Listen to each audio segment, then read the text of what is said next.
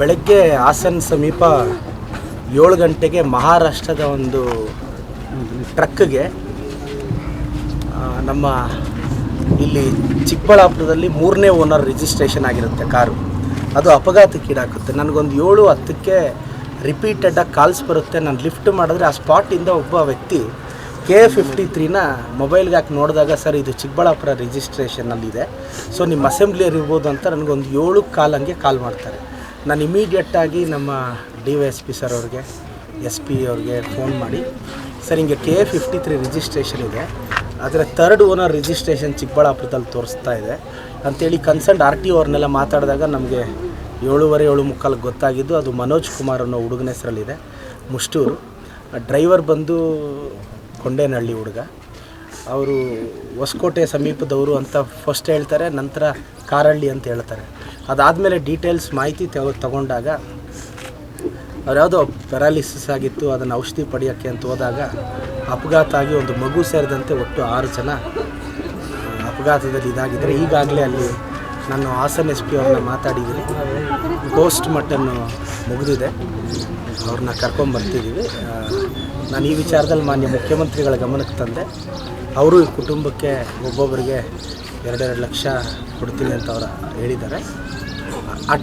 ಅದೇ ಸಂದರ್ಭದಲ್ಲಿ ನಾನು ಫೋನ್ ಮಾಡಿದ್ರೆ ನಮ್ಮ ಮಾಜಿ ಶಾಸಕರಾದಂಥ SA ಮುನಿಯಪ್ಪ ಸಾಹೇಬ್ರ ಮಗ ಮಂಜು ಅವರು, ಹಣ ಆ ಕಾರಲ್ಲಿ ತೀರೋಗಿದ್ದಾರಲ್ಲ ಅವ್ರ ಮಕ್ಕಳನ್ನ ವಿಧಿಯಾಟ ಹೆಂಗಿರುತ್ತೆ, ಕಾರಲ್ಲಿ ಜಾಗ ಇಲ್ಲ ನೀವಿರಿ ಅಂತ ಆ ಮಕ್ಕಳನ್ನ ಮನೆಯಲ್ಲೇ ಬಿಟ್ಟು ಅವ್ರು ಹೋಗಿರ್ತಾರೆ.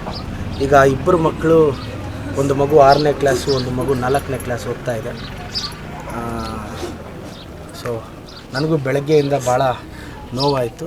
ನಾನೀಗ ನಾಳೆನೇ 2 ಮಕ್ಕಳ ಹೆಸರಲ್ಲಿ ಮುದ್ದೇನಹಳ್ಳಿ ಪೋಸ್ಟ್ ಆಫೀಸಲ್ಲಿ ನನ್ನ ದುಡ್ಡಲ್ಲಿ ಅವರಿಬ್ಬರಿಗೂ 1 ಲಕ್ಷ ಡಿಪಾಸಿಟ್ ಮಾಡ್ತೀನಿ. ಇವರು ಮದುವೆ ವಯಸ್ಸಿಗೆ ಬಂದಾಗ ನಾನು ಶಾಸಕನಾಗಿರ್ತಾನೋ ಆಗಿರಲ್ವೋ, ಅವ್ರ ಅಣ್ಣನ ಸ್ಥಾನದಲ್ಲಿ ನಿಂತು ನಾನೇ ಮದುವೆ ಮಾಡ್ತೀನಿ. ಈಗ ಈ 2 ಮಕ್ಕಳು ನನ್ನ ವಿಧಾನಸಭಾ ಕ್ಷೇತ್ರದ ವ್ಯಾಪ್ತಿಗೆ ಬರ್ತಾ ಇರೋದ್ರಿಂದ ನಾನು 2 ಮಕ್ಕಳ ಭವಿಷ್ಯವನ್ನು ನಾನು ನೋಡ್ಕೊತೀನಿ. ಇವರಿಬ್ಬರಿಗೂ ನಾನು ನಾಳೆನೇ 1 ಲಕ್ಷ ಡಿಪಾಸಿಟ್ ಮಾಡ್ತೀನಿ. ಅವ್ರಿಗೇನು ಸಾಧ್ಯನೋ ನನ್ನ ಕೈಯಲ್ಲಿ ನಾನು ಮಾಡ್ತೀನಿ. ಅವ್ರ ಶಿಕ್ಷಣಕ್ಕೆ ಇದೆಲ್ಲ ಮುಗೀಲಿ, ಒಂದೊಳ್ಳೆ ಕಡೆ ಅವರು ಇಲ್ಲೇ ಓದ್ತಾರೋ ಇಲ್ಲ ಎಲ್ಲಿ ಓದ್ತಾರೋ ಅದು ನನ್ನ ಜವಾಬ್ದಾರಿ. ಈಗಾಗಲೇ ಅಪ್ಪ ಅಮ್ಮ ಇಲ್ದ್ರೆ 50ಕ್ಕೂ ಹೆಚ್ಚು ಮಕ್ಕಳನ್ನ ನಾನು ಓದಿಸ್ತಾ ಇದ್ದೀನಿ. ಇವ್ರ ಜವಾಬ್ದಾರಿನೂ ನಂದೇ ಅಂತ ನಾನು ಹೇಳ್ತಾ ಇದ್ದೀನಿ. ನೀವು ಧೈರ್ಯವಾಗಿರಬೇಕು, ಅಳಬಾರ್ದು. ಈ ಸಮಾಜ ನಿಮ್ಮನ್ನು ನೋಡಿ ಮಾದರಿಯಾಗಿ ಬದುಕೋ ಥರ ಬದುಕಬೇಕು. ಈಗ ನಾನು ಚಿಕ್ಕ ವಯಸ್ಸಲ್ಲಿ ನಿಮ್ಮ ಥರನೇ ಅದೇ ತಾಯಿನ ಕಳ್ಕೊಂಡು ಎಷ್ಟು ಕಷ್ಟ ಆಯಿತು. ಆವಾಗ ನನಗೆ ಪ್ರದೀಪ್ ಈಶ್ವರ್ ಇಲ್ಲ, ನಿಮಗೆಲ್ಲ ನಾನಿದ್ದೀನಿ. ಅಳಬಾರ್ದು. ಓಕೆ, ನಾನಿದ್ದೀನಿ ನಿಮ್ಮ ಜೊತೆ. ಅವ್ರ ಕುಟುಂಬಕ್ಕೆ ಹೇಳ್ತೀನಿ, ಅಣ್ಣ ಅವ್ರ ತಂದೆ ತಾಯಿ ಸ್ಥಾನದಲ್ಲಿ ನಿಂತು ಅವ್ರನ್ನ ಕಾಪಾಡ್ಕೊಳ್ತೀನಿ. ಓಕೆನಾ? ನೀವು ದಯವಿಟ್ಟು ಇದು ವಿಧಿಯಾಟ, ಇದು ಮುಂದೆ ಎಲ್ಲರೂ ಇದಾಗಬೇಕು. ನಾನಿದ್ದೀನಿ, ಧೈರ್ಯವಾಗಿರಿ ಅಮ್ಮ. ನಾನೀಗ ಅದನ್ನಾದಷ್ಟು ಇದು ಬೇಗ ಎಲ್ಲಿ ಮಣ್ಣು ಕಾರಹಳ್ಳಿಯಲ್ಲೇ ಮಾಡೋದ ಸರ್, ಏನು ಮಾಡ್ತಾರೋ ಅವ್ರು ಏನಾನ ಎತ್ಕೊಳ್ಳೋ ನಾನು ವಿಚಾರಿಸ್ತೀನಿ. ನಾನು ವಿಚಾರಿಸಿ ನಾನು ನಮ್ಮ ನಂದಿ ಸ್ಟೇಷನ್ ಅವ್ರಿಗೆ ಹೇಳ್ತೀನಿ, ಸ್ವಲ್ಪ ಹತ್ರ ಇದ್ದೀನಿ. ಕನ್ನಡಿಗರ ಮೆಚ್ಚಿನ ನಿಮ್ಮ ನ್ಯೂಸ್ 18 ಕನ್ನಡ ಈಗ ವಾಟ್ಸ್ಆಪ್ನಲ್ಲಿಯೂ ಲಭ್ಯ.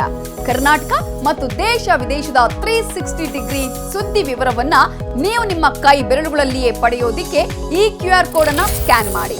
ನಮ್ಮ ಚಾನೆಲ್ ಅನ್ನ ಫಾಲೋ ಮಾಡಿ, ನೋಟಿಫಿಕೇಶನ್ ಆನ್ ಮಾಡಿ.